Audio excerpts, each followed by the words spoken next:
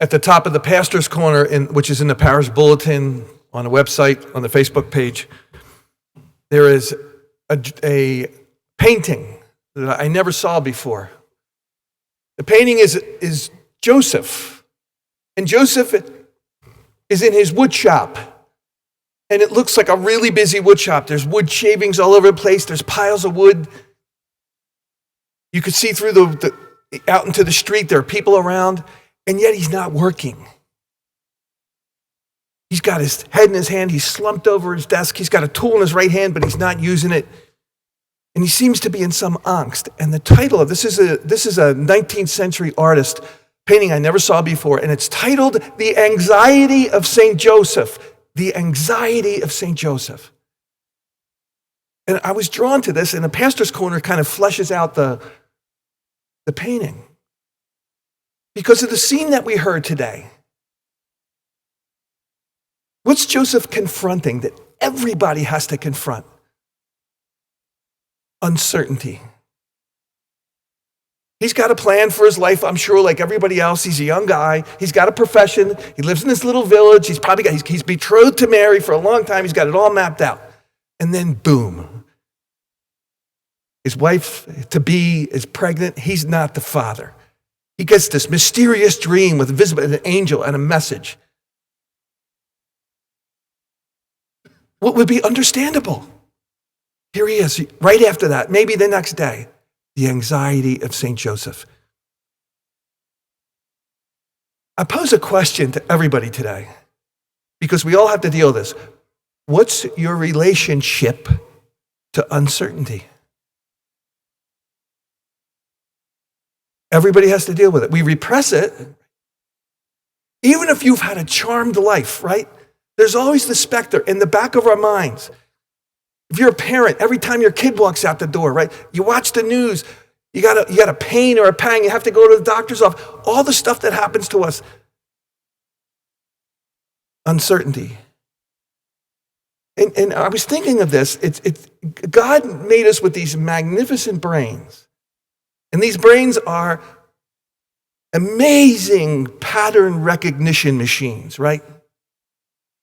Our exquisite sciences are ordered to what? Making predictions in the real world. We thrive on certainty, right? Those of you who are into economics, what's the saying? Markets hate uncertainty. We hate uncertainty. On the one hand, we thrive with certainty. We seem to be designed to recognize patterns, to reduce the uncertainty in the universe, right? Magnificent sciences. And yet, listen, uncertainty is a feature of reality. It's an inherent feature of reality. What's your relationship to it?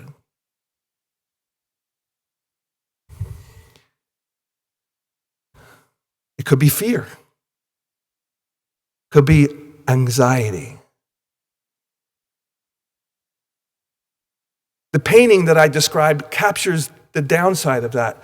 Anxiety and fear can be what? He's got a lot of work to do. He's in his workshop and he's paralyzed. Right? He's paralyzed. So why did God set this up like this? On the one hand, we thrive on uncertainties. We're good at recognizing patterns. And on the other, the universe is uncertain. It's an inherent feature. I've referenced this book before. I'll mention it again. The Screwtape Letters, C.S. Lewis. If you've never read it, it's an awesome read. It's written by C.S. Lewis, who's in England in 1942. Talk about uncertainty, right smack in the middle of World War II. And he writes this book, The Screwtape Letters. Screwtape is the name of the senior devil, right? And his job is to mentor this young devil's name's Wormwood, who happens to be his nephew. There's not many characters in the book. There's Screwtape, and he writes these letters to his nephew, 31 letters, the Screwtape Letters. And he's coaching him, and young Wormwood is assigned one human being, and he's only called the patient in the book, The Patient. And the book says, we're in the middle of World War II. There's this man, they don't give you his name, they don't really give you his age, but you can guess that he's probably middle-aged, maybe a little older, because one of the things he worries about is being drafted into World War II, and worries about the war, right? He has a love interest, is called the woman, and he's got a mom who's called the patient's mother. And that's pretty much it in terms of the characters of the Screwtape Letters. A few other smaller characters. And one of the things you hear dealt with in there is uncertainty. It might be letter 7. I forgot to note which one it is. Listen to what he writes to, oh, and by the way, forgot a few other characters. The enemy. The enemy, when you hear, is God. When you hear our Father, doesn't mean what we think it means. When Screwtape writes to Wormwood and describes our Father, he's talking about Satan.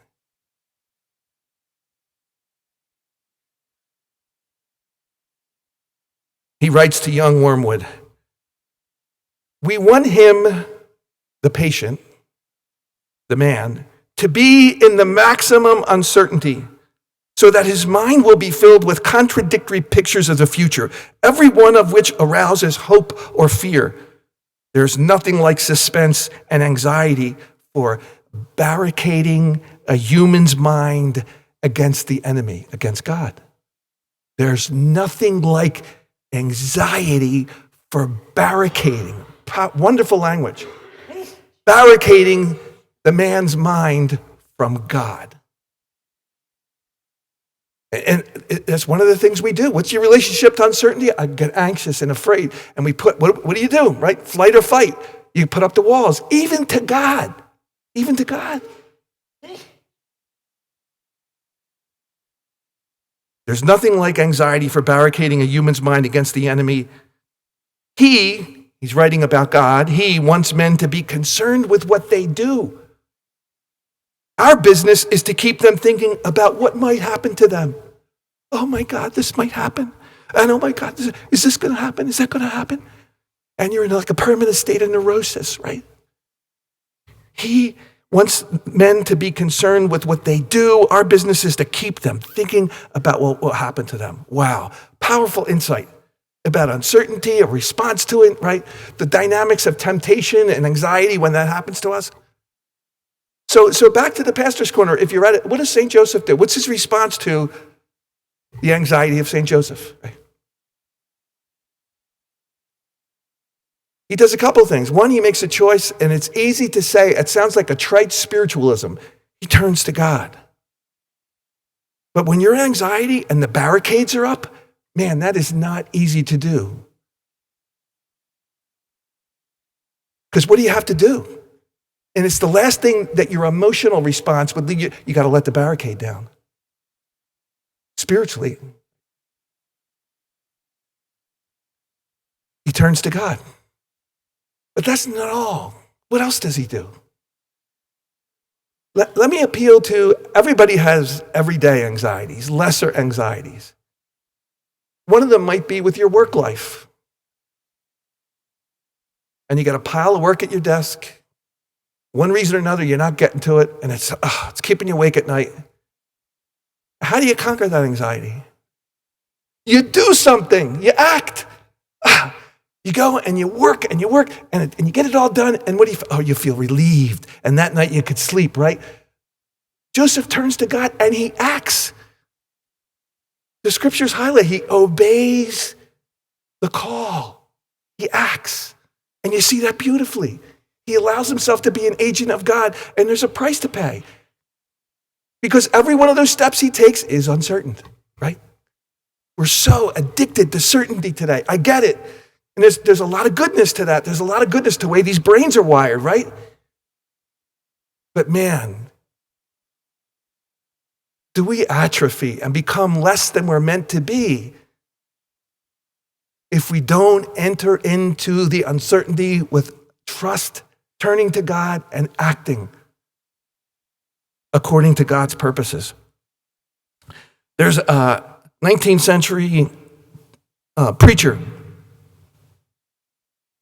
another Englishman, Charles Spurgeon. An amazing quote. He says, cares are manifold. Cares are many.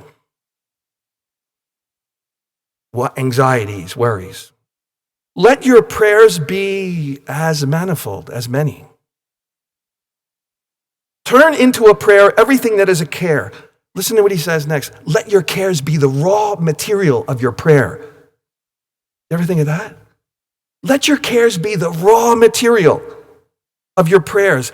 And as the alchemists of old hoped to turn dross into gold, remember the alchemists of the Middle Ages? Trying to turn things into other elements into gold? Let your cares be the raw material of your prayers, and as alchemists hope to turn dross into gold, so do you, by holy alchemy, actually turn what naturally would have been a care into a spiritual treasure in the form of prayer. Wow. Wow, what a biblical response to uncertainty and anxiety. His last sentence, Charles Spurgeon, baptize every anxiety into the name of the Father and the Son and the Holy Spirit, and so make it into a blessing.